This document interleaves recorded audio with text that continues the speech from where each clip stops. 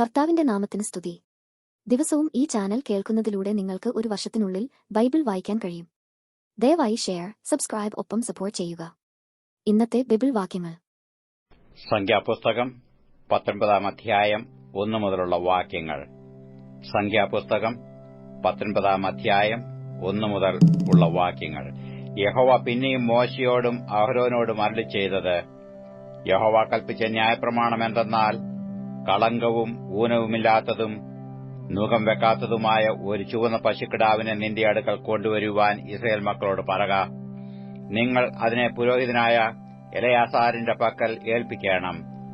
അവൻ അതിനെ പാളയത്തിന് പുറത്തു കൊണ്ടുപോകുകയും ഒരുവൻ അതിനെ അവന്റെ മുമ്പിൽ വെച്ച് അറുക്കുകയും വേണം. പുരോഹിതനായ എലെയാസാർ വിരലുകൊണ്ടു അതിന്റെ രക്തം കുറെയെടുത്ത് സമാഗമന കൂടാരത്തിന്റെ മുൻഭാഗത്തിനു നേരെ 7 പ്രാവശ്യം തളിക്കണം. അതിനുശേഷം പശുക്കിടാവിനെ അവൻ കാൺക ചുട്ടു ഭസ്മീകരിക്കണം. അതിന്റെ തോലും മാംസവും രക്തവും ചാണകവും കൂടെ ചുടയണം. പിന്നെ പുരോഹിതൻ ദേവദാരു, ഈസോപ്പ്, ചുവപ്പ് നൂൽ എന്നിവയെടുത്ത് പശുക്കിടാവിനെ ചുടുന്ന തീയുടെ നടുവിലിടേണം. അനന്തരം പുരോഹിതൻ വസ്ത്രം അലക്കി ദേഹം വെള്ളത്തിൽ കഴുകിയ ശേഷം പാളയത്തിലേക്ക് വരികയും സന്ധ്യ വരെ അശുദ്ധനായിരിക്കുകയും വേണം. അതിനെ ചുട്ടവനും വസ്ത്രം അലക്കി ദേഹം വെള്ളത്തിൽ കഴുകുകയും സന്ധ്യ വരെ അശുദ്ധനായിരിക്കുകയും വേണം. പിന്നെ ശുദ്ധിയുള്ള ഒരുത്തൻ പശുക്കിടാവിന്റെ ഭസ്മം വാരി പാളയത്തിന് പുറത്ത് വെടിപ്പുള്ള ഒരു സ്ഥലത്ത് വെക്കണം. അത് ഇസ്രായേൽ മക്കളുടെ സഭയ്ക്കു വേണ്ടി ശുദ്ധീകരണ ജലത്തിനായി സൂക്ഷിച്ചു വെക്കണം. അത് ഒരു പാപയാകും. പശുക്കിടാവിന്റെ ഭസ്മം വാരിയവനും വസ്ത്രം അലക്കി സന്ധ്യ വരെ അശുദ്ധനായിരിക്കണം. ഇസ്രായേൽ മക്കൾക്കും അവരുടെ ഇടയിൽ വന്നു പാർക്കുന്ന പരദേശികൾക്കും ഇത് എന്നേക്കുമുള്ള ചട്ടമായിരിക്കണം. യാതൊരു മനുഷ്യന്റെയും ശവം തൊടുന്നവൻ 7 ദിവസം അശുദ്ധനായിരിക്കണം. അവൻ 3-ാം ദിവസവും 7-ാം ദിവസവും ആ വെള്ളം കൊണ്ട് തന്നെത്താൻ ശുദ്ധീകരിക്കണം. അങ്ങനെ അവൻ ശുദ്ധിയുള്ളവനാകും. എന്നാൽ 3-ാം ദിവസം തന്നെ ശുദ്ധീകരിക്കാഞ്ഞാൽ 7-ാം ദിവസം അവൻ ശുദ്ധിയുള്ളവനാകയില്ല. മരിച്ചുപോയ ഒരു മനുഷ്യന്റെ ശവം ആരെങ്കിലും തൊട്ടിട്ട് തന്നെത്താൻ ശുദ്ധീകരിക്കാഞ്ഞാൽ അവൻ യഹോവയുടെ തിരുനിവാസത്തെ അശുദ്ധമാക്കുന്നു. അവനെ ഇസ്രായേലിൽ നിന്ന് ഛേദിച്ചു കളയണം. ശുദ്ധീകരണ ജലം കൊണ്ടു അവനെ തളിച്ചില്ല, അവൻ അശുദ്ധൻ. അവന്റെ അശുദ്ധി അവന്റെ മേൽ നിൽക്കുന്നു. കൂടാരത്തിൽ വെച്ച് ഒരുത്തൻ മരിച്ചാലുള്ള ന്യായപ്രമാണമാവിത്. ആ കൂടാരത്തിൽ കടക്കുന്ന ഏവനും കൂടാരത്തിൽ ഇരിക്കുന്ന ഏവനും 7 ദിവസം അശുദ്ധനായിരിക്കണം. മൂടിക്കെട്ടാതെ തുറന്നിരിക്കുന്ന പാത്രമെല്ലാം അശുദ്ധമാകും. വെളിയിൽ വെച്ചു വാളാൽ കൊല്ലപ്പെട്ട ഒരുത്തിനെയോ മരിച്ചുപോയ ഒരുത്തിനെയോ മനുഷ്യന്റെ അസ്ഥിയെയോ ഒരു ശവക്കുഴിയെയോ തൊടുന്നവനെല്ലാം 7 ദിവസം അശുദ്ധനായിരിക്കണം. അശുദ്ധനായി തീരുന്നവനു വേണ്ടി പാപയാഗം ചുട്ട ഭസ്മം എടുത്ത് ഒരു പാത്രത്തിൽ ഇട്ടു അതിൽ ഉറവു വെള്ളം ഒഴിക്കണം. പിന്നെ ശുദ്ധിയുള്ള ഒരുത്തൻ ഈസോപ്പ് എടുത്തു വെള്ളത്തിൽ മുക്കി കൂടാരത്തെയും സകല പാത്രങ്ങളെയും അവിടെ ഉണ്ടായിരുന്ന ആളുകളെയും അസ്ഥിയെയോ കൊല്ലപ്പെട്ട ഒരുത്തിനെയോ മരിച്ചുപോയ ഒരുത്തിനെയോ ഒരു ശവക്കുഴിയെയോ തൊട്ടവനെയും തളിക്കണം. ശുദ്ധിയുള്ളവൻ അശുദ്ധനായി തീർന്നവനെ 3-ാം ദിവസവും 7-ാം ദിവസവും തളിക്കണം. 7-ാം ദിവസം അവൻ തന്നെ ശുദ്ധീകരിച്ച് വസ്ത്രമലക്കി വെള്ളത്തിൽ തന്നെത്താൻ കഴുകി സന്ധ്യയ്ക്കു അവൻ ശുദ്ധിയുള്ളവനാകും. എന്നാൽ ആരെങ്കിലും അശുദ്ധനായി തീർന്നിട്ട് തന്നെത്താൻ ശുദ്ധീകരിക്കാഞ്ഞാൽ അവനെ സഭയിൽ നിന്ന് ഛേദിച്ചു കളയണം. അവൻ യഹോവയുടെ വിശുദ്ധ മന്ദിരം അശുദ്ധമാക്കി. ശുദ്ധീകരണ ജലം കൊണ്ടു അവനെ തളിച്ചില്ല, അവൻ അശുദ്ധൻ. ഇത് അവർക്ക് എന്നേക്കുമുള്ള ചട്ടമായിരിക്കണം. ശുദ്ധീകരണ ജലം തളിക്കുന്നവൻ വസ്ത്രം അലക്കേണം. ശുദ്ധീകരണ ജലം തൊടുന്നവനും സന്ധ്യ വരെ അശുദ്ധനായിരിക്കണം. അശുദ്ധൻ തൊടുന്നത് എല്ലാം അശുദ്ധമാകും. അത് തൊടുന്നവനും സന്ധ്യ വരെ അശുദ്ധനായിരിക്കണം.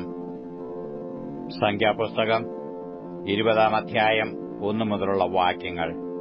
സംഖ്യാപുസ്തകം 20 അധ്യായം 1 മുതലുള്ള വാക്യങ്ങൾ. അനന്തരം ഇസ്രായേൽ മക്കളുടെ സർവ്വസഭയും 1-ാം മാസം സീൻ മരുഭൂമിയിലെത്തി. ജനം കാദേശിൽ പാർത്തു. അവിടെ വെച്ച് മിര്യാം മരിച്ചു. അവിടെ അവളെ അടക്കം ചെയ്തു. ജനത്തിന് കുടിപ്പാൻ വെള്ളമുണ്ടായിരുന്നില്ല. അപ്പോൾ അവർ മോശയ്ക്കും അഹരോനും വിരോധമായി കൂട്ടം കൂടി. ജനം മോശയോട് കലഹിച്ച്, ഞങ്ങളുടെ സഹോദരന്മാർ യഹോവയുടെ സന്നിധിയിൽ മരിച്ചപ്പോൾ ഞങ്ങളും മരിച്ചുപോയിരുന്നുവെങ്കിൽ കൊള്ളായിരുന്നു. ഞങ്ങളും ഞങ്ങളുടെ മൃഗങ്ങളും ഇവിടെ കിടന്ന് ചാകേണ്ടതിന് നിങ്ങൾ യഹോവയുടെ സഭയെ ഈ മരുഭൂമിയിൽ കൊണ്ടുവന്നത് എന്ത്? ഈ വല്ലാത്ത സ്ഥലത്ത് ഞങ്ങളെ കൊണ്ടുവരുവാൻ നിങ്ങൾ മിസ്രയീമിൽ നിന്ന് ഞങ്ങളെ പുറപ്പെടുവിച്ചത് എന്തിന്? ഇവിടെ വിത്തും അത്തിപ്പഴവും മുന്തിരിപ്പഴവും മാതളപ്പഴവും ഇല്ല, കുടിപ്പാൻ വെള്ളവുമില്ല എന്ന് പറഞ്ഞു. എന്നാൽ മോശെയും അഹരോനും സഭയുടെ മുമ്പിൽ നിന്ന് സമാഗമന കൂടാരത്തിന്റെ വാതിൽക്ക് ചെന്ന് കവിണു വീണു. യഹോവയുടെ തേജസ് അവർക്ക് പ്രത്യക്ഷമായി. യഹോവ മോശയോട്, നിന്റെ വടിയെടുത്ത് നീയും സഹോദരനായ അഹരോനും സഭയെ വിളിച്ചുകൂട്ടി അവർ കാൺകെ പാറയോട് കൽപ്പിക്ക, എന്നാൽ അത് വെള്ളം തരും. പാറയിൽ നിന്ന് അവർക്ക് വെള്ളം പുറപ്പെടുവിച്ച് ജനത്തിനും അവരുടെ കന്നുകാലികൾക്കും കുടിപ്പാൻ കൊടുക്കണം എന്ന് അരുളി ചെയ്തു. തന്നോട് കൽപ്പിച്ചതുപോലെ മോശെ യഹോവയുടെ സന്നിധിയിൽ നിന്ന് വടിയെടുത്തു. മോശെയും അഹരോനും പാറയുടെ അടുക്കൽ സഭയെ വിളിച്ചുകൂട്ടി അവരോട്, മത്സരികളെ കേൾപ്പീൻ, ഈ പാറയിൽ നിന്ന് ഞങ്ങൾ നിങ്ങൾക്ക് വേണ്ടി വെള്ളം പുറപ്പെടുവിക്കുമോ എന്ന് പറഞ്ഞു. മോശെ കൈ ഉയർത്തി വടികൊണ്ട് പാറയെ 2 പ്രാവശ്യം അടിച്ചു. വളരെ വെള്ളം പുറപ്പെട്ടു. ജനവും അവരുടെ കന്നുകാലികളും കുടിച്ചു. പിന്നെ യഹോവ മോശെയോടും അഹരോനോടും, നിങ്ങൾ ഇസ്രായേൽ മക്കൾ കാൺകെ എന്നെ ശുദ്ധീകരിപ്പാൻ തക്കവണ്ണം എന്നെ വിശ്വസിക്കാതിരുന്നതുകൊണ്ട് നിങ്ങൾ ഈ സഭയെ ഞാൻ അവർക്ക് കൊടുത്തിരിക്കുന്ന ദേശത്തേക്ക് കൊണ്ടുപോകയില്ല എന്ന് അരുളി ചെയ്തു. ഇത് ഇസ്രായേൽ മക്കൾ യഹോവയോട് കലഹിച്ചതും അവർ അവരിൽ ശുദ്ധീകരിക്കപ്പെട്ടതുമായ കലഹജലം. അനന്തരം മോശെ കാദേശിൽ നിന്ന് ഏദോം രാജാവിന്റെ അടുക്കൽ ദൂതന്മാരെ അയച്ചു പറയിച്ചത്, നിന്റെ സഹോദരനായ ഇസ്രായേൽ ഇപ്രകാരം പറയുന്നു, ഞങ്ങൾക്കുണ്ടായ കഷ്ടതയൊക്കെയും നീ അറിഞ്ഞിരിക്കുന്നുവല്ലോ. ഞങ്ങളുടെ പിതാക്കന്മാർ മിസ്രയീമിൽ പോയി ഏറിയ കാലം പാർത്ത് മിസ്രയീമിൽ ഞങ്ങളെയും ഞങ്ങളുടെ പിതാക്കന്മാരെയും പീഡിപ്പിച്ചു. ഞങ്ങൾ യഹോവയോട് നിലവിളിച്ചപ്പോൾ അവൻ ഞങ്ങളുടെ നിലവിളി കേട്ട് ഒരു ദൂതനെ അയച്ചു ഞങ്ങളെ മിസ്രയീമിൽ നിന്ന് പുറപ്പെടുവിച്ചു. ഞങ്ങൾ നിന്റെ അതിരിങ്കലുള്ള പട്ടണമായ കാദേശിൽ എത്തിയിരിക്കുന്നു. ഞങ്ങൾ നിന്റെ ദേശത്തുകൂടി കടന്നുപോകുവാൻ അനുവദിക്കണമേ. ഞങ്ങൾ വയലിലോ മുന്തിരിത്തോട്ടത്തിലോ കയറുകയില്ല, കിണറ്റിലെ വെള്ളം കുടിക്കുകയുമില്ല. ഞങ്ങൾ രാജപാതയിൽ കൂടെ തന്നെ നടക്കും. നിന്റെ യാതൊരു കഴിയും വരെ ഇടത്തോട്ടോ വലത്തോട്ടോ തിരികെയുമില്ല. ഏദോം അവനോട്, നീ എന്റെ നാട്ടിൽ കൂടി കടക്കരുത്, കടന്നാൽ ഞാൻ വാളുമായി നിന്റെ നേരെ പുറപ്പെടുമെന്ന് പറഞ്ഞു. അതിന് ഇസ്രായേൽ മക്കൾ അവനോട്, ഞങ്ങൾ പെരുവഴിയിൽ കൂടി പൊയ്ക്കൊള്ളാം. ഞാനും എന്റെ കന്നുകാലിയും നിന്റെ വെള്ളം കുടിച്ചുപോയാൽ അതിന്റെ വില തരാം. കാൽനടയായി കടന്നു പോകണമെന്നല്ലാതെ മറ്റൊന്നും എനിക്ക് വേണ്ട എന്ന് പറഞ്ഞു. അതിനു അവൻ, നീ കടന്നുപോകരുത് എന്ന് പറഞ്ഞു. ഏദോം ബഹുസൈന്യത്തോടും ബലമുള്ള കൈയോടും കൂടി അവന്റെ നേരെ പുറപ്പെട്ടു. ഇങ്ങനെ ഏദോം തന്റെ അതിരിൽ കൂടി കടന്നുപോകുവാൻ ഇസ്രായേലിനെ സമ്മതിച്ചില്ല. ഇസ്രായേൽ അവനെ വിട്ടു ഒഴിഞ്ഞുപോയി. പിന്നെ ഇസ്രായേൽ മക്കളുടെ സർവ്വസഭയും കാദേശിൽ നിന്ന് പുറപ്പെട്ടു ഹോർ പർവ്വതത്തിലെത്തി. ഏദോം ദേശത്തിന്റെ അതിരിങ്കലുള്ള ഹോർ പർവ്വതത്തിൽ വെച്ച് യഹോവ മോശെയോടും അഹരോനോടും അരുളി ചെയ്തത്, അഹരോൻ തന്റെ ജനത്തോട് ചേരും. കലഹജലത്തിങ്കൽ നിങ്ങൾ എന്റെ കൽപ്പന മറുത്തതുകൊണ്ട് ഞാൻ ഇസ്രായേൽ മക്കളോട് കൊടുത്തിരിക്കുന്ന ദേശത്തേക്ക് അവൻ കടക്കയില്ല. അഹരോനെയും അവന്റെ മകനായ എലെയാസരിനെയും കൂട്ടി അവരെ ഹോർ പർവ്വതത്തിൽ കൊണ്ടുചെന്നു. അഹരോന്റെ വസ്ത്രം ഊരി അവന്റെ മകനായ എലെയാസരിനെ ധരിപ്പിക്കണം. അഹരോൻ അവിടെ വെച്ച് മരിച്ച് തന്റെ ജനത്തോട് ചേരും. യഹോവ കൽപ്പിച്ചതുപോലെ മോശെ ചെയ്തു. സർവ്വസഭയും കാൺകെ അവർ ഹോർ പർവ്വതത്തിൽ കയറി. മോശെ അഹരോന്റെ വസ്ത്രം ഊരി അവന്റെ മകനായ എലെയാസാരിനെ ധരിപ്പിച്ചു. അഹരോൻ അവിടെ പർവ്വതത്തിന്റെ മുകളിൽ വെച്ച് മരിച്ചു. മോശെയും എലെയാസാരും പർവ്വതത്തിൽ നിന്ന് ഇറങ്ങി വന്നു. അഹരോൻ മരിച്ചുപോയി എന്ന് സഭയെല്ലാം അറിഞ്ഞപ്പോൾ ഇസ്രായേൽ ഗൃഹമൊക്കെയും അവനെക്കുറിച്ച് 30 ദിവസം വിലപിച്ചുകൊണ്ടിരുന്നു. അപ്പോസ്തലനായ പൗലോസ് റോമർക്കെഴുതിയ ലേഖനം 9-ാം അധ്യായം 1 മുതലുള്ള വാക്യങ്ങൾ. റോമർ 9-ാം അധ്യായം 1 മുതലുള്ള വാക്യങ്ങൾ. ഞാൻ ക്രിസ്തുവിൽ സത്യം പറയുന്നു. ഞാൻ പറയുന്നത് ഭോഷ്കല്ല. എനിക്ക് വലിയ ദുഃഖവും ഹൃദയത്തിൽ ഇടവിടാതെ നോവും ഉണ്ട് എന്ന് എന്റെ മനസ്സാക്ഷി എനിക്ക് പരിശുദ്ധാത്മാവിൽ സാക്ഷിയായിരിക്കുന്നു. ജഡപ്രകാരം എന്റെ ചാർച്ചക്കാരായ എന്റെ സഹോദരന്മാർക്കു വേണ്ടി ഞാൻ തന്നെ ക്രിസ്തുവിനോട് വേർവിട്ട് ശാപഗ്രസ്തനാവാൻ ഞാൻ ആഗ്രഹിക്കാമായിരുന്നു. അവർ ഇസ്രായേല്യർ, പുത്രത്വവും തേജസ്സും നിയമങ്ങളും ന്യായപ്രമാണവും ആരാധനയും വാഗ്ദത്തങ്ങളും അവർക്കുള്ളവ. പിതാക്കന്മാരും അവർക്കുള്ളവർ തന്നെ. ജഡപ്രകാരം ക്രിസ്തുവും അവരിൽ നിന്നല്ലോ ഉത്ഭവിച്ചത്. അവൻ സർവ്വത്തിനും മീതെ ദൈവമായി എന്നേക്കും വാഴ്ത്തപ്പെട്ടവൻ. ആമേൻ. ദൈവവചനം വൃഥാവായിപ്പോയി എന്നല്ല, ഇസ്രയേലിൽ നിന്ന് ഉത്ഭവിച്ചവർ എല്ലാം ഇസ്രയേല്യർ എന്നും അബ്രഹാമിന്റെ സന്തതിയാകയ എല്ലാവരും മക്കൾ എന്നും വരികയില്ല. ഇസ്ഹാക്കിൽ നിന്ന് ജനിക്കുന്നവർ നിന്റെ സന്തതി എന്ന് വിളിക്കപ്പെടും എന്നേയുള്ളൂ. അതിന്റെ അർത്ഥമോ, ജഡപ്രകാരം ജനിച്ച മക്കൾ അല്ല ദൈവത്തിന്റെ മക്കൾ, വാഗ്ദത്തപ്രകാരം ജനിച്ച മക്കളെ അത്ര സന്തതി എന്ന് എണ്ണുന്നു. ഈ സമയത്തേക്ക് ഞാൻ വരും, അപ്പോൾ സാറയ്ക്ക് ഒരു മകനുണ്ടാകും എന്നല്ലോ വാഗ്ദത്ത വചനം. അത്രയുമല്ല, റിബേക്കയും നമ്മുടെ പിതാവായ ഇസാക്ക് എന്ന ഏകനാൽ ഗർഭം ധരിച്ചു. കുട്ടികൾ ജനിക്കുകയോ ഗുണമാകട്ടെ ദോഷമാകട്ടെ ഒന്നും പ്രവർത്തിക്കുകയോ ചെയ്യും മുമ്പേ തിരഞ്ഞെടുപ്പിന് പ്രകാരമുള്ള ദൈവ നിർണയം പ്രവൃത്തികൾ നിമിത്തമല്ല, വിളിച്ചവന്റെ ഇഷ്ടം നിമിത്തം തന്നെ വരേണ്ടതിന് മൂത്തവൻ ഇളയവനെ സേവിക്കുമെന്ന് അവളോട് അരുളിച്ചെയ്തു. ഞാൻ യാക്കോബിനെ സ്നേഹിച്ചു, ഏശാവിനെ ദ്വേഷിച്ചിരിക്കുന്നു എന്ന് എഴുതിയിരിക്കുന്നുവല്ലോ. ആകയാൽ നാം എന്തു പറയേണ്ടു? ദൈവത്തിന്റെ പക്കൽ അനീതിയുണ്ടോ? ഒരു നാളുമില്ല. എനിക്ക് കരുണ തോന്നണമെന്നുള്ളവനോട് കരുണ തോന്നുകയും എനിക്ക് കനിവ് തോന്നണമെന്നുള്ളവനോട് കനിവ് തോന്നുകയും ചെയ്യും എന്നു അവൻ മോശയോട് അരുളിച്ചെയ്യുന്നു.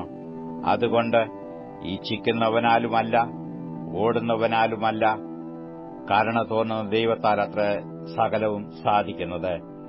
ഇതിനായിട്ട് തന്നെ ഞാൻ നിന്നെ നിർത്തിയിരിക്കുന്നത്, നിന്നിൽ എന്റെ ശക്തി കാണിക്കേണ്ടതിനും എന്റെ നാമം സർവ്വഭൂമിയിലും പ്രസ്താവിക്കപ്പെടേണ്ടതിനും തന്നെ എന്ന് തിരുവെഴുത്തിൽ ഫറവോനോട് അരുളിച്ചെയ്യുന്നു. അങ്ങനെ തനിക്ക് മനസ്സുള്ളവനോട് അവൻ കരുണ തോന്നുന്നു, തനിക്ക് മനസ്സുള്ളവരെ അവൻ കഠിനനാക്കുന്നു. ആകയാൽ അവൻ പിന്നെ കുറ്റം പറയുന്നത് എന്ത്? ആർ അവന്റെ ഇഷ്ടത്തോട് എതിർത്ത് നിൽക്കുന്നു എന്ന് നീ എന്നോട് ചോദിക്കും. അയ്യോ മനുഷ്യ, ദൈവത്തോട് പ്രത്യുത്തരം പറയുന്ന നീ ആർ? മനഞ്ഞിരിക്കുന്നത് മനഞ്ഞവനോട് നീ എന്നെ ഇങ്ങനെ ചമച്ചത് എന്ത് എന്ന് ചോദിക്കുമോ? അല്ല, കുശവനു അതേ പിണ്ഡത്തിൽ നിന്ന് ഒരു പാത്രം മാനത്തിനും മറ്റൊരു പാത്രം അപമാനത്തിനും ഉണ്ടാക്കുവാൻ മണ്ണിന്മേൽ അധികാരമില്ലയോ? എന്നാൽ ദൈവം തന്റെ കോപം കാണിപ്പാനും ശക്തി വെളിപ്പെടുത്തുവാനും യഹൂദന്മാരിൽ നിന്ന് മാത്രമല്ല, ജാതികളിൽ നിന്നും വിളിച്ചു തേജസ്സിനായി മുന്നൊരുക്കിയ കരുണാപാത്രങ്ങളായ നമ്മിൽ തന്റെ തേജസ്സിന്റെ ധനം വെളിപ്പെടുത്തുവാനും ഇച്ഛിച്ചിട്ട് നാശയോഗ്യമായ കോപപാത്രങ്ങളെ വളരെ ദീർഘക്ഷമയോടെ സഹിച്ചുവെങ്കിൽ എന്ത്? എന്റെ ജനമല്ലാത്തവരെ എന്റെ ജനമെന്നും പ്രിയല്ലാത്തവളെ പ്രിയയെന്നും ഞാൻ വിളിക്കും.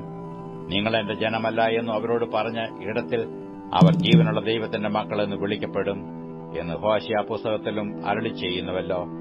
യെശയ്യാവോ ഇസ്രയേലിനെക്കുറിച്ച്, ഇസ്രയേൽ മക്കളുടെ എണ്ണം കടൽക്കരയിലെ മണൽ പോലെയായിരുന്നാലും ശേഷിപ്പത്രേ രക്ഷിക്കപ്പെടൂ. കർത്താവ് ഭൂമിയിൽ തന്റെ വചനം നിവർത്തിച്ച് ക്ഷണത്തിൽ തീർക്കും എന്ന് വിളിച്ചു പറയുന്നു. സൈന്യങ്ങളുടെ കർത്താവ് നമുക്ക് സന്തതിയെ ശേഷിപ്പിച്ചില്ലെങ്കിൽ നാം സോദോമെപ്പോലെയാകുമായിരുന്നു, ഗോമോറയ്ക്ക് സദൃശ്യമാകുമായിരുന്നു എന്ന് യെശയ്യാവ് മുമ്പ് കൂട്ടി പറഞ്ഞിരിക്കുന്നുവല്ലോ. ആകയാൽ നാം എന്തു പറയേണ്ടു? നീതിയെ പിന്തുടരാത്ത ജാതികൾ നീതി പ്രാപിച്ചു, വിശ്വാസത്താലുള്ള നീതി തന്നെ. നീതിയുടെ പ്രമാണം പിന്തുടർന്ന ഇസ്രയേലോ ആ പ്രമാണത്തെങ്കിൽ എത്തിയില്ല. അതെന്തുകൊണ്ട്? വിശ്വാസത്താലല്ല, പ്രവൃത്തികളാൽ അന്വേഷിച്ചതുകൊണ്ട് തന്നെ അവർ ഇടർച്ചക്കല്ലിന്മേൽ തട്ടി ഇടറി. ഇതാ ഞാൻ സിയോനിൽ ഇടർച്ചക്കല്ലും തടങ്ങൽ പാറയും വെക്കുന്നു, അവനിൽ വിശ്വസിക്കുന്നവൻ ലജ്ജിച്ചു പോകുകയില്ല എന്ന് എഴുതിയിരിക്കുന്നുവല്ലോ. അപ്പോസ്തലനായ പൗലോസ് റോമർക്കെഴുതിയ ലേഖനം 10-ാം അധ്യായം 1 മുതലുള്ള വാക്യങ്ങൾ. റോമർ 10-ാം അധ്യായം 1 മുതലുള്ള വാക്യങ്ങൾ. സഹോദരന്മാരെ, അവർ രക്ഷിക്കപ്പെടണമെന്ന് തന്നെ എന്റെ ഹൃദയവാഞ്ഛയും അവർക്കുവേണ്ടി ദൈവത്തോടുള്ള യാചനയുമാകുന്നു. അവർ പരിജ്ഞാനപ്രകാരമല്ലെങ്കിലും ദൈവത്തെ സംബന്ധിച്ച് എരിവുള്ളവർ എന്ന് ഞാൻ അവർക്ക് സാക്ഷ്യം പറയുന്നു. അവർ ദൈവത്തിന്റെ നീതിയെ അറിയാതെ സ്വന്തം നീതി സ്ഥാപിപ്പാൻ അന്വേഷിച്ചുകൊണ്ട് ദൈവത്തിന്റെ നീതിക്ക് കീഴ്പ്പെട്ടില്ല. വിശ്വസിക്കുന്ന ഏവനും നീതി ലഭിപ്പാൻ ക്രിസ്തു ന്യായപ്രമാണത്തിന്റെ അവസാനമാകുന്നു. ന്യായപ്രമാണത്താലുള്ള നീതി സംബന്ധിച്ച് അത് ചെയ്ത മനുഷ്യൻ അതിനാൽ ജീവിക്കും എന്ന് മോശെ എഴുതിയിരിക്കുന്നുവല്ലോ. വിശ്വാസത്താലുള്ള നീതിയോ ഇവണ്ണം പറയുന്നു: ക്രിസ്തുവിനെ ഇറക്കണമെന്ന് വിചാരിച്ചു ആ സ്വർഗ്ഗത്തിൽ കയറുമെന്നോ, ക്രിസ്തുവിനെ മരിച്ചവരുടെ ഇടയിൽ നിന്ന് കയറ്റണമെന്ന് വിചാരിച്ചു ആ പാതാളത്തിൽ ഇറങ്ങുമെന്നോ നിന്റെ ഹൃദയത്തിൽ പറയരുത്. എന്നാൽ അത് എന്തു പറയുന്നു? വചനം നിനക്ക് സമീപമായി നിന്റെ വായിലും നിന്റെ ഹൃദയത്തിലും ഇരിക്കുന്നു. അത് ഞങ്ങൾ പ്രസംഗിക്കുന്ന വിശ്വാസവചനം തന്നെ. യേശുവിനെ കർത്താവ് എന്ന് വായികൊണ്ട് ഏറ്റുപറയുകയും ദൈവം അവനെ മരിച്ചവരിൽ നിന്ന് ഉയർത്തെഴുന്നേൽപ്പിച്ചു എന്ന് ഹൃദയം കൊണ്ട് വിശ്വസിക്കുകയും ചെയ്താൽ നീ രക്ഷിക്കപ്പെടും. ഹൃദയം കൊണ്ട് നീതിക്കായി വിശ്വസിക്കുകയും വായികൊണ്ട് രക്ഷയ്ക്കായി ഏറ്റുപറയുകയും ചെയ്യുന്നു. അവനിൽ വിശ്വസിക്കുന്നവൻ ഒരുത്തനും ലജ്ജിച്ചു പോകുകയില്ല എന്ന് തിരുവെഴുത്തിൽ അരുളി ചെയ്യുന്നുവല്ലോ. യഹൂദനെന്നും യവനനെന്നും വ്യത്യാസമില്ല, എല്ലാവർക്കും കർത്താവ് ഒരുവൻ തന്നെ. അവൻ തന്നെ വിളിച്ചപേക്ഷിക്കുന്ന എല്ലാവർക്കും നൽകുവാൻ തക്കവണ്ണം സമ്പന്നനാകുന്നു. കർത്താവിന്റെ നാമത്തെ വിളിച്ചപേക്ഷിക്കുന്ന ഏവനും രക്ഷിക്കപ്പെടും എന്നുണ്ടല്ലോ. എന്നാൽ അവർ വിശ്വസിക്കാത്തവനെ എങ്ങനെ വിളിച്ചപേക്ഷിക്കും? അവർ കേട്ടിട്ടില്ലാത്തവനിൽ എങ്ങനെ വിശ്വസിക്കും? പ്രസംഗിക്കുന്നവൻ ഇല്ലാതെ എങ്ങനെ കേൾക്കും? ആരും അയക്കാതെ എങ്ങനെ പ്രസംഗിക്കും? നന്മ സുവിശേഷിക്കുന്നവരുടെ കാൽ എത്ര മനോഹരമെന്ന് എഴുതിയിരിക്കുന്നുവല്ലോ. എങ്കിലും എല്ലാവരും സുവിശേഷം അനുസരിച്ചിട്ടില്ല. കർത്താവെ, ഞങ്ങൾ കേൾപ്പിച്ചത് ആർ വിശ്വസിച്ചു എന്ന് യെശയ്യാവ് പറയുന്നുവല്ലോ. ആകയാൽ വിശ്വാസം കേൾവിയാലും കേൾവി ക്രിസ്തുവിന്റെ വചനത്താലും വരുന്നു. എന്നാൽ അവർ കേട്ടില്ലയോ എന്ന് ഞാൻ ചോദിക്കുന്നു. കേട്ടിരിക്കുന്നു നിശ്ചയം. അവരുടെ നാദം സർവ്വഭൂമിയിലും അവരുടെ വചനം ഭൂതലത്തിന്റെ അറ്റത്തോളവും പരന്നു. എന്നാൽ ഇസ്രായേൽ ഗ്രഹിച്ചില്ലയോ എന്ന് ഞാൻ ചോദിക്കുന്നു. ജനമല്ലാത്തവരെക്കൊണ്ട് ഞാൻ നിങ്ങൾക്ക് എരിവ് വരുത്തും, മൂഢജാതിയെക്കൊണ്ട് നിങ്ങൾക്ക് കോപം ജനിപ്പിക്കും എന്ന് ഒന്നാമതും മോശ പറയുന്നു. യെശയ്യാവോ, എന്നെ അന്വേഷിക്കാത്തവർ എന്നെ കണ്ടെത്തി, എന്നെ ചോദിക്കാത്തവർക്ക് ഞാൻ പ്രത്യക്ഷനായി എന്ന് ധൈര്യത്തോടെ പറയുന്നു. ഇസ്രായേലിനെക്കുറിച്ചോ അനുസരിക്കാത്തതും മറുത്തു പറയുന്നതുമായ ജനത്തിങ്കിലേക്ക് ഞാൻ ഇടപെടാതെ കൈനീട്ടി എന്നു അവൻ പറയുന്നു. 69 സങ്കീർത്തനം 1 മുതലുള്ള വാക്യങ്ങൾ. 69 സങ്കീർത്തനം 1 മുതലുള്ള വാക്യങ്ങൾ. ദൈവമേ, എന്നെ രക്ഷിക്കണമേ. വെള്ളം എന്റെ പ്രാണനോളം എത്തിയിരിക്കുന്നു. ഞാൻ നിലയില്ലാത്ത ആഴമുള്ള ചേറ്റിൽ താഴുന്നു. ആഴമുള്ള വെള്ളത്തിൽ ഞാൻ മുങ്ങിപ്പോകുന്നു. പ്രവാഹങ്ങൾ എന്നെ കവിഞ്ഞൊഴുകുന്നു. എന്റെ നിലവിളിയാൽ ഞാൻ തളർന്നിരിക്കുന്നു. എന്റെ തൊണ്ട ഉണങ്ങിയിരിക്കുന്നു. ഞാൻ എന്റെ ദൈവത്തെ പ്രതീക്ഷിച്ചു. എന്റെ കണ്ണു മങ്ങിപ്പോകുന്നു. കാരണം കൂടാതെ എന്നെ പകയ്ക്കുന്നവർ എന്റെ തലയിലെ രോമത്തിലും അധികമാകുന്നു. വൃഥ എനിക്ക് ശത്രുക്കളായി എന്നെ സംഹരിപ്പാൻ ഭാവിക്കുന്നവർ പെരുകിയിരിക്കുന്നു. ഞാൻ കവർച്ച ചെയ്യാത്തത് തിരികെ കൊടുക്കേണ്ടി വരുന്നു. ദൈവമേ, നീ എന്റെ ഭോഷത്വം അറിയുന്നു. എന്റെ അകൃത്യങ്ങൾ നിനക്ക് മറവായിരിക്കുന്നില്ല. സൈന്യങ്ങളുടെ യഹോവയായ കർത്താവേ, നിങ്ങൾ പ്രത്യാശ വെക്കുന്നവർ എന്റെ നിമിത്തം ലജ്ജിച്ചു പോകരുത്. ഇസ്രായേലിന്റെ ദൈവമേ, നിന്നെ അന്വേഷിക്കുന്നവർ എന്റെ നിമിത്തം നാണിച്ചു പോകരുത്. നിന്റെ നിമിത്തം ഞാൻ നിന്ന വഹിച്ചു. ലജ്ജ എന്റെ മുഖത്തെ മൂടിയിരിക്കുന്നു. എന്റെ സഹോദരന്മാർക്ക് ഞാൻ പരദേശിയും എന്റെ അമ്മയുടെ മക്കൾക്ക് അന്യനും ആയിത്തീർന്നിരിക്കുന്നു. നിന്റെ ആലയത്തെക്കുറിച്ചുള്ള എരിവ് എന്നെ തിന്നുകളഞ്ഞു. നിന്നെ നിന്ദിക്കുന്നവരുടെ നിന്ന എന്റെ മേൽ വീണിരിക്കുന്നു. ഞാൻ കരഞ്ഞു, ഉപവാസത്താൽ ആത്മതപനം ചെയ്തു. അതും എനിക്ക് നിന്നയായി തീർന്നു. ഞാൻ രട്ടുശീല എന്റെ ഉടുപ്പാക്കി. ഞാൻ അവർക്ക് പഴഞ്ചൊല്ലായി തീർന്നു. പട്ടണവാതിൽക്കൽ ഇരിക്കുന്നവർ എന്നെക്കുറിച്ച് സല്ലാപിക്കുന്നു. ഞാൻ മദ്യപന്മാരുടെ പാട്ടായിരിക്കുന്നു. ഞാനോ യഹോവേ, പ്രസാദകാലത്ത് നിന്നോട് പ്രാർത്ഥിക്കുന്നു. ദൈവമേ, നിന്റെ ദയയുടെ ബഹുത്വത്താൽ നിന്റെ രക്ഷാവിശ്വസ്തതയാൽ തന്നെ എനിക്ക് ഉത്തരമരുളയണമേ. ചേറ്റിൽ നിന്ന് എന്നെ കയറ്റണമേ. ഞാൻ താണുപോകരുത്. എന്നെ പകയ്ക്കുന്നവരുടെ കൈയിൽ നിന്നും ആഴമുള്ള വെള്ളത്തിൽ നിന്നും എന്നെ വിടുവിക്കണമേ. ജലപ്രവാഹം എന്റെ മീതെ കവിയരുത്. ആഴം എന്നെ വിഴുങ്ങരുത്. കുഴി എന്നെ അടച്ചുകൊള്ളുകയുമരുത്. യഹോവേ, എനിക്ക് ഉത്തരമരുളയണമേ. നിന്റെ ദയ നല്ലതല്ലോ. നിന്റെ കരുണയുടെ ബഹുത്വപ്രകാരം എങ്കിലേക്ക് തിരിയണമേ. അടിയനു തിരുമുഖം മറയ്ക്കരുത്. ഞാൻ കഷ്ടത്തിലിരിക്കയാൽ വേഗത്തിൽ എനിക്ക് ഉത്തരമരുളയണമേ. എന്റെ പ്രാണനോട് അടുത്തുവന്നു അതിനെ വീണ്ടുകൊള്ളണമേ. എന്റെ ശത്രുക്കൾ നിമിത്തം എന്നെ വീണ്ടെടുക്കണമേ. എനിക്കുള്ള നിന്ദയും ലജ്ജയും അപമാനവും നീ അറിയുന്നു. എന്റെ വൈരികളെല്ലാവരും നിന്റെ ദൃഷ്ടിയിലിരിക്കുന്നു. നിന്ന എന്റെ ഹൃദയത്തെ തകർത്തു. ഞാൻ ഏറ്റവും വിഷാദിച്ചിരിക്കുന്നു. വല്ലവനും സഹതാപം തോന്നുമോ എന്ന് ഞാൻ നോക്കിക്കൊണ്ടിരുന്നു. ആർക്കും തോന്നിയില്ല. ആശ്വസിപ്പിക്കുന്നവരുണ്ടോ എന്ന് നോക്കിക്കൊണ്ടിരുന്നു. ആരെയും കണ്ടില്ല താനും. അവരെനിക്ക് തിന്നുവാൻ കയ്പ് തന്നു. എന്റെ ദാഹത്തിനു അവർ എനിക്ക് ചോർക്ക കുടിപ്പാൻ തന്നു. അവരുടെ മേശ അവരുടെ മുമ്പിൽ കണിയായും അവർ സുഖത്തോടിരിക്കുമ്പോൾ കുടുക്കായും തീരട്ടെ.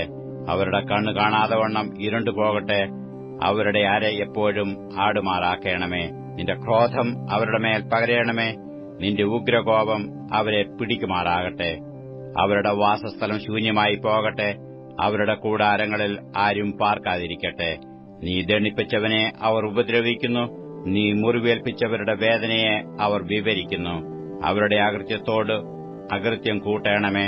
നിന്റെ നീതിയെ അവർ പ്രാപിക്കരുതേ. ജീവന്റെ പുസ്തകത്തിൽ നിന്നും അവരെ മായ്ച്ചു കളയണമേ. നീതിമാന്മാരോടുകൂടെ അവരെ എഴുതരുതേ. ഞാനോ എളിയവനും ദുഃഖിതനുമാകുന്നു. ദൈവമേ, നിന്റെ രക്ഷ എന്നെ ഉയർത്തുമാറാകട്ടെ. ഞാൻ പാട്ടോടെ ദൈവത്തിന്റെ നാമത്തെ സ്തുതിക്കും. സ്തോത്രത്തോടെ അവനെ മഹത്വപ്പെടുത്തും. അത് യഹോവയ്ക്ക് കാളയെക്കാളും കൊമ്പും കുളമ്പും ഉള്ള മൂരിയേക്കാളും പ്രസാദകരമാകും. സൗമ്യതയുള്ളവർ അത് കണ്ട് സന്തോഷിക്കും. ദൈവത്തെ അന്വേഷിക്കുന്നവരെ നിങ്ങളുടെ ഹൃദയം ജീവിക്കട്ടെ. യഹോവ ദരിദ്രന്മാരുടെ പ്രാർത്ഥന കേൾക്കുന്നു. തന്റെ ബദ്ധന്മാരെ നിന്ദിക്കുന്നതുമില്ല. ആകാശവും ഭൂമിയും സമുദ്രങ്ങളും അവയിൽ ചരിക്കുന്ന സകലവും അവനെ സ്തുതിക്കട്ടെ. ദൈവം സിയോനെ രക്ഷിക്കും. അവൻ യഹൂദ നഗരങ്ങളെ പണിയും. അവർ അവിടെ പാർത്തു അതിനെ കൈവശമാക്കും. അവന്റെ ദാസന്മാരുടെ സന്തതി അതിനെ അവകാശമാക്കും. അവന്റെ നാമത്തെ സ്നേഹിക്കുന്നവർ അതിൽ വസിക്കും.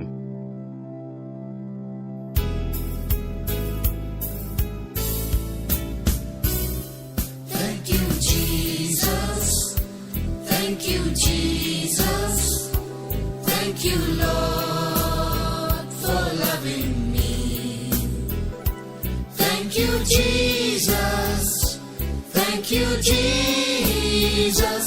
Thank you, Lord, for loving me. You went to Calvary, and there you died for me. Thank you, Lord, for loving me. You went to Calvary, and there you died for me. Thank you, Lord, for loving me. You rose up from the grave, to me new life you gave. Thank you, Lord, for loving me. You rose up from the grave, to me new life you gave. Thank you, Lord, for loving me. You're coming back again, then with you I will reign. Thank you, Lord, for loving me.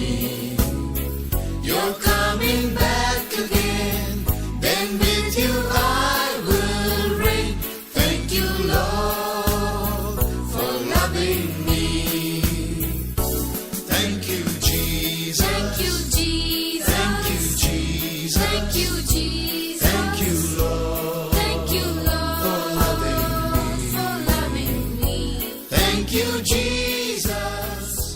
Thank you, Jesus. Thank you, Lord. 2024 ആം വർഷത്തെ പെന്തകോസ്തേ മിഷന്റെ മാസത്തെ convention March 6 മുതൽ 10 വരെ തീയതി വരെ നടക്കും. നിങ്ങളെ എല്ലാവരെയും ചെന്നൈ ഇരുമ്പിയൂർ വരണമെന്ന് സ്വാഗതം ചെയ്യുന്നു.